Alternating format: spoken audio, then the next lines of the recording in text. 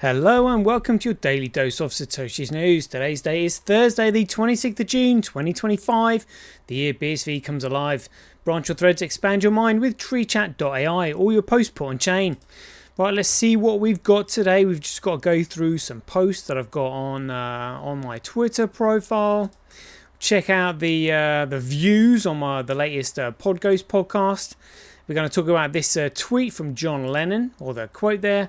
We'll read through this article on the Daily Skeptic. We've got some 365 days of Bitcoin history, the Kalashwella countdown, and then that'll be the end of the show. Right, let's get into it. Satoshi, like a cowboy in the West, riding on the blockchain that they call the very best. 1 million strong, and transactions flying free. Just wait for the Terra node, you'll surely see. Alrighty, here we go. Right. I mean, can you believe this? Look, we've got the new mayor of New York literally saying they're going to spend $65 million on gender affirming care, as if he's not part of the crooked lot. I mean, it's just absolutely outrageous what's going on. There was a great video here on YouTube, actually, with a guy saying about how Bitcoin is going to zero. But again, he's referring to BTC because it's speculative. It does nothing, which is exactly correct upon. Yeah, I think that's just kind of like what I wanted to say on that. Yeah, jeepers, look at this. A very British success story. More like the irony, or a very British betrayal, more like. You know, not reporting the truth or anything like that. We're going to have to get the truth from social journalism, really, on these sort of social media platforms. And talking about social media journalism, check this out. So we've currently got, here we go, 1,843 views on the latest Podghost podcast. Had some very encouraging comments on that, but again, it's being like really heavily shadow banned. Check this out. So I couldn't believe this. I thought this was amazing. So John Lennon had actually said here, when it gets down to having you use violence, then you're playing the system's game. The establishment will irritate you, pull your beard, flick your face to make you fight, because once they've got you violent, then they know how to handle you. The only thing they don't know how to handle is non-violence and humour. Yeah, because they don't have any humour. They literally don't have any humour. They've got literally everything else. They've got no humour, no personality, no soul. Literally no soul. So literally what they want to do is just, provoke you into violence. And he knows it. I'm sure it was the cabal that was probably into getting him knocked off, unfortunately. But what a great quote that was. Right, let's have a quick look at the Daily Skeptic. Oh, so this is the article that I really want to get into. It's quite long. But let's see what it says. Because we know that they're always going on about, Web3, the decentralized revolution and all that. Well, Web3 is only going to be possible with Terranode. That's it. There is no other technology, blockchain technology, that can scale. Because we know who created it. And the guy who created it, a peer-to-peer electronic cash system, knows that the network cannot have any limitations or restrictions. Because if it did have limitations and restrictions, it could be manipulated and therefore centrally controlled, meaning it wouldn't be a commoditized network. So he must have had the scaling implementation for the technology in the bag before he even released it, which is why he initially created it with a memory pool, knowing that all these scammers would just simply seek to replicate his design, which is exactly what they've done. But they're still sort of trying to peddle a narrative like, oh yeah, we can have this Web3, we can be a decentralized revolution for freedom. And I'm like, no, you can't. You're on completely centrally controlled platforms that can't scale. Your shitcoins is what you are. There is only one genuine Bitcoin, and we know which one that is. Right, so Web 3.0, a decentralized revolution for freedom. Is that right? A technological revolution is underway as the current version of the internet, known as Web 2.0, based on centralized control by large technology companies, gives way for Web 3. The latest iteration is decentralized and features evolving technologies such as distributed ledger technology, using blockchain and cryptography, peer-to-peer networks, and user ownership. The shift was foreseen by Timothy C. Mays in his 1988 paper, The Crypto Anarchist Manifesto. where he predicted a technological revolution featuring a truly decentralized internet. Again, they use the word decentralized because it's kind of cool, like a buzzword. It's commoditized. It's a commoditized digital network. But anyway, so truly decentralized internet, free from authoritarian oversight. These features can be harnessed to protect human rights and democracy and increase trust, transparency, and immutability. Distributed ledger technology has immense utility because it addresses the problem of trust, providing a tamper-proof and immutable ledger for data entry. Such systems protect data from third-party interference by ensuring the safe transfer and storage of data. Moreover, Web3 and associated technologies can solve problems of trust and verifiability in logistics, networks, and supply chains, smart contracts, and archive storage.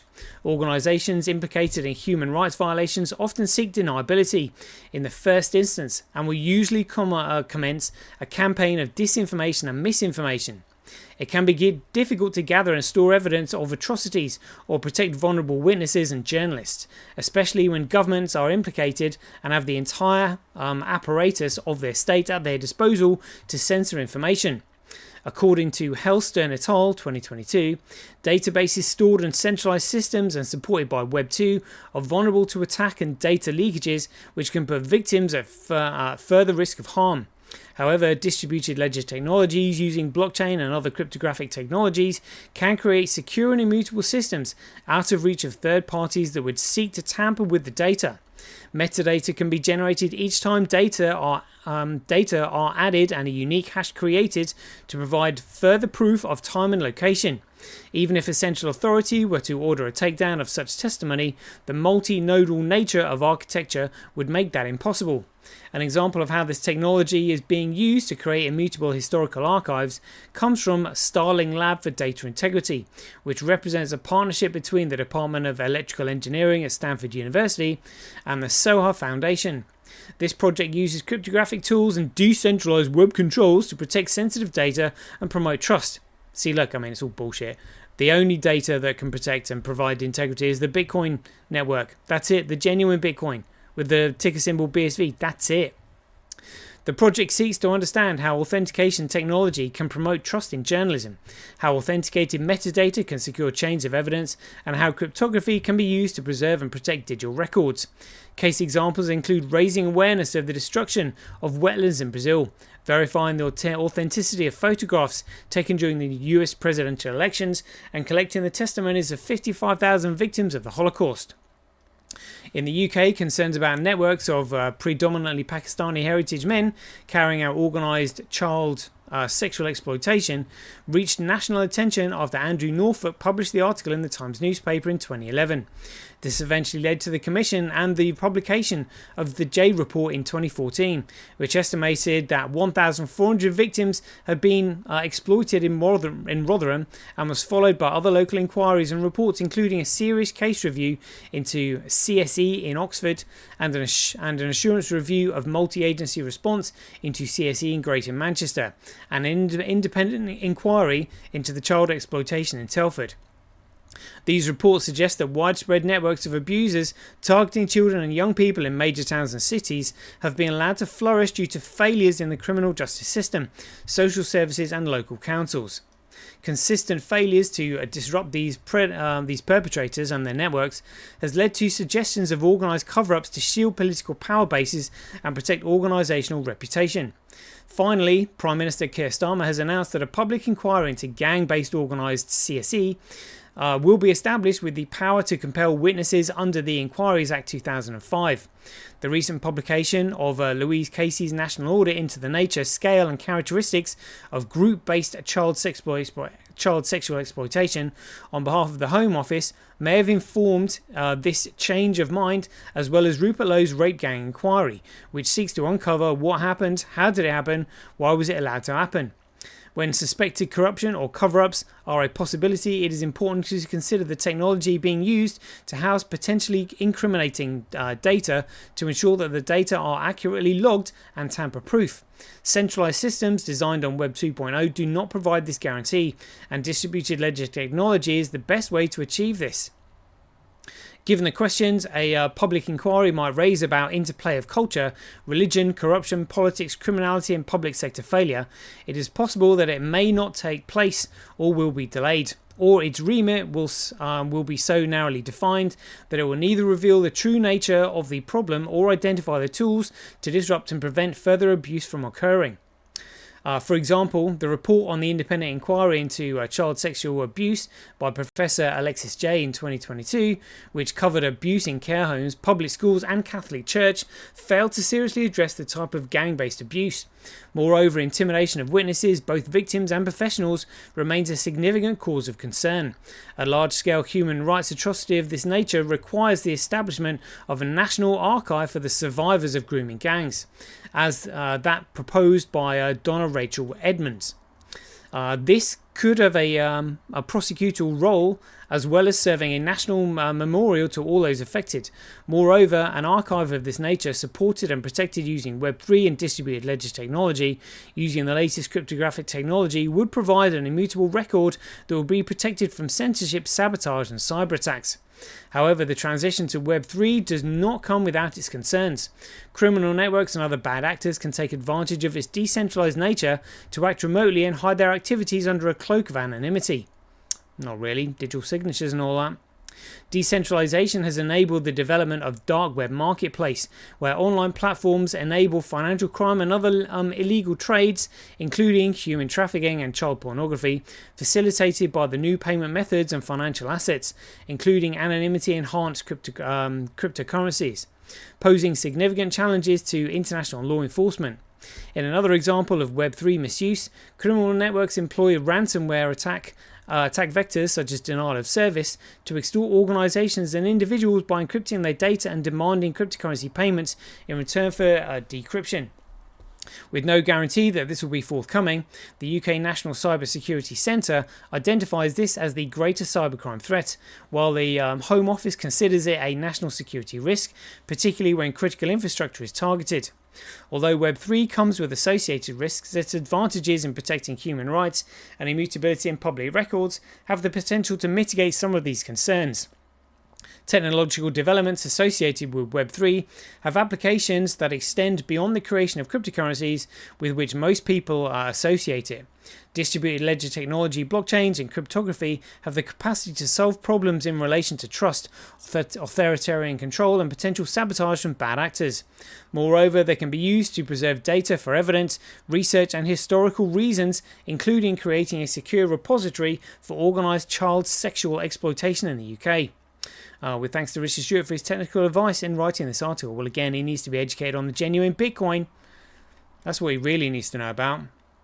But yeah, good article. All right, just a quick 12-minute show. Check this out. On the 26th of June 2018, Cobra posted if Satoshi ever came back, he would be chased out. And this was the post here. Look at this. He said if Satoshi ever came back into the Bitcoin community and expressed his likely opinions on scaling and mining centralization, I'm certain he would be attacked, chased out and bullied by Blockstream cult. No doubt about it, but I eagerly await his return. What a hypocrite. He knows it's CSW and he still said that, pretending that he doesn't know. But again, these shysters come at it from, they cover it from all different angles. Oh, it's Blockstream, it's not me. Yeah, well, they're all in on it.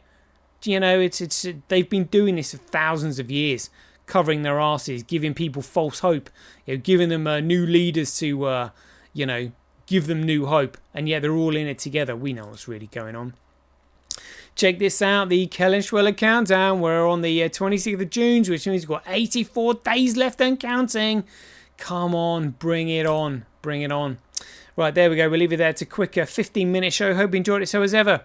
If you enjoy these updates, please ding all donations for appreciation to either Satoshi at Semi.com, Handcash.io, RockWallet.me, Simply.cash, Relaser.com or Senti.ch. We'll leave it there. Hope you enjoyed it. And as ever, be aware, take care, stay safe out there, and we'll see you in the next one.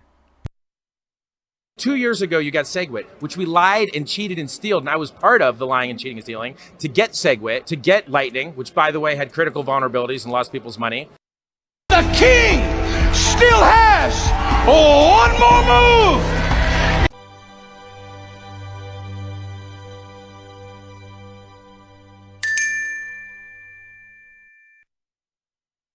Remember, Bitcoin is BSV. Everything else is BS.